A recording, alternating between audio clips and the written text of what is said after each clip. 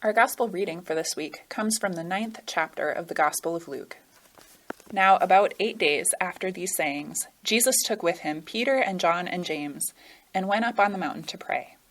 And while he was praying, the appearance of his face changed, and his clothes became dazzling white. Suddenly they saw 2 men, Moses and Elijah, talking to him. They appeared in glory and were speaking of his departure, which he was about to accomplish at Jerusalem. Now Peter and his companions were weighed down with sleep, but since they had stayed awake, they saw his glory and the 2 men who stood with him. Just as they were leaving him, Peter said to Jesus, "Master, it is good for us to be here. Let us make 3 dwellings, one for you, one for Moses, and one for Elijah," not knowing what he said. While he was saying this, a cloud came and overshadowed them, and they were terrified as they entered the cloud. Then from the cloud came a voice that said, "This is my son, my chosen.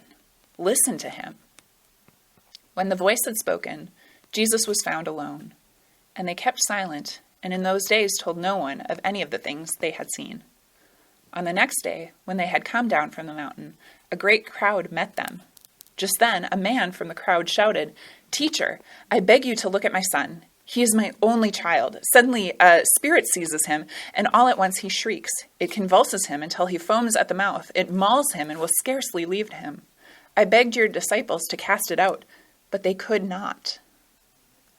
Jesus answered, "You faithless and perverse generation, how much longer must I be with you and bear with you? Bring your son here." While he was coming, the demon dashed him to the ground in convulsions, but Jesus rebuked the unclean spirit, healed the boy, and gave him back to his father, and all were astounded at the greatness of God. The Gospel of the Lord.